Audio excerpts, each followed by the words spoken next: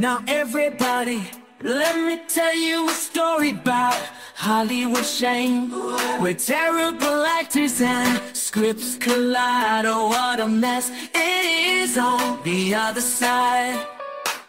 Saw the lights, camera, action begin, but all I got was a movie that plunged in a spin.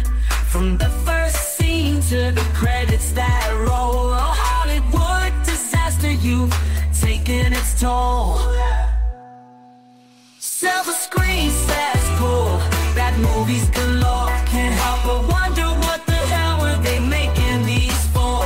Throwing some cliches, a sharp and predictable plot. It's a train wreck, I tell you, it's all they ever got.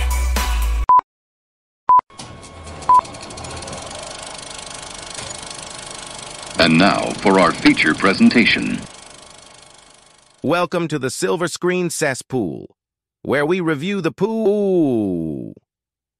And now your host, the surveyor of cinema, the mocker of moronic movies, the terror of tiny town, the last known survivor of battlefield Earth, the one of many, Alan Smith-E.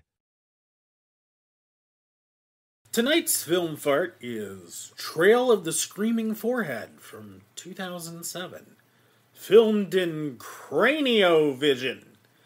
And unlike some other cinematic cesspools I've reviewed here, this movie has faces you might recognize.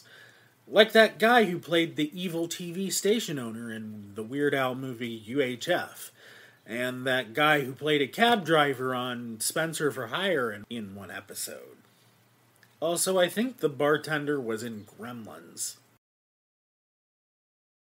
So the plot is clearly based on a fever dream, based on a misheard lyric of They Might Be Giants.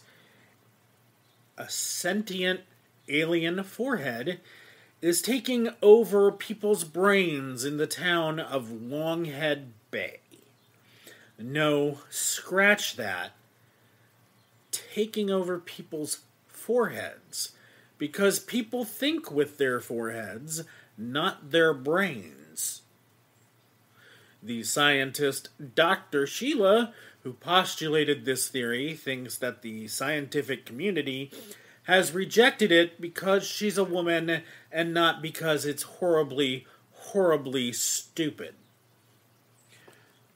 Our hero, Big Dan Frater, played by Brian Howe, best known for being that guy from That One Thing, dons his best Skipper from Gilligan's Island costume and with his first mate stays in the local B&B to get his land legs for a day.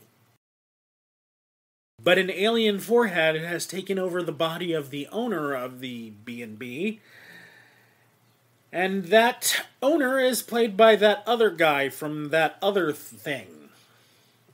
Alien foreheads are slowly taking over the bodies of all the townspeople. Meanwhile, our forehead scientist Dr. Shiela is creating artificially enhanced foreheads with her fellow scientist / lab partner using the compound she discovered, foreheadazine. Oh, God. Big Dan Frater, his first mate and his first mate's crush, the local librarian Millie, start to suspect something is amiss when they stumble upon a free-roaming forehead. Say, that looks like a forehead. No, it looks like the discarded foreskin of a circumcised albino rhino. Big Dan Frater stabs the forehead with a stick and saves them all. Oh, the drama. So, Dude Scientist's forehead is slowly growing, arousing the suspicion of his wife, and the alien foreheads claim townperson after townsperson by giving them head. Oh, did I really write that? Okay, well. Also arousing suspicion is the fact everyone is checking out books on foreheads from the local library where Millie works. Books like the Dr. Seuss classic Green Eggs and Foreheads, Mark Twain's The Adventures of Huckleberry Forehead, Douglas Adams' The Forehead's Guide to the Galaxy, and of course, George Orwell's 1984 Head.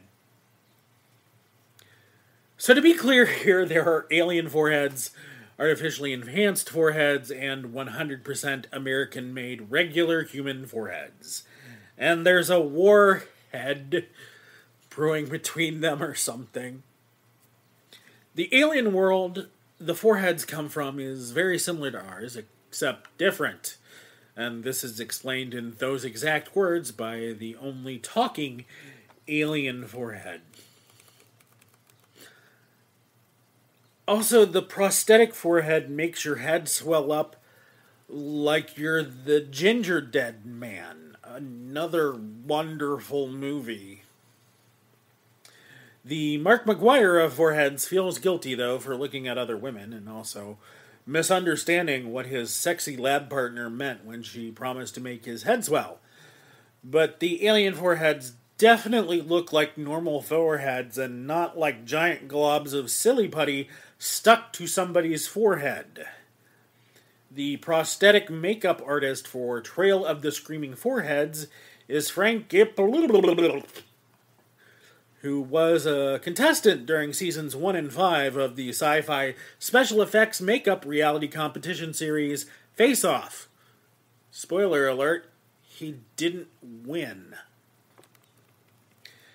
Thankfully, before the day of the forehead is upon us, our heroes spring into action with a foolproof plan that's somehow not just wearing hats. But they do eventually defeat them in a similar way to one would defeat attacking killer tomatoes.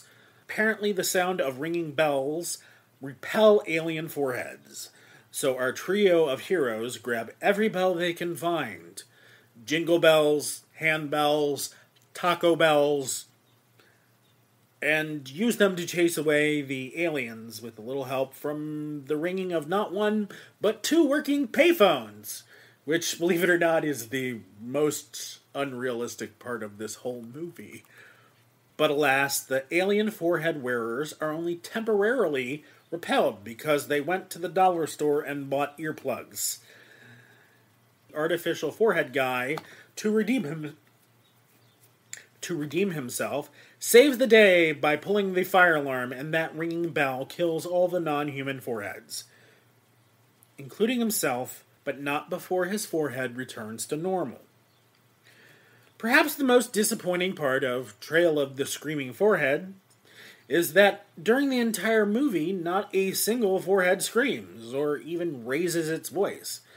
Especially since the movie instructs us to remember that when your forehead is screaming, it's screaming, "I love you." Now that I think about it, there's no trail in this movie either.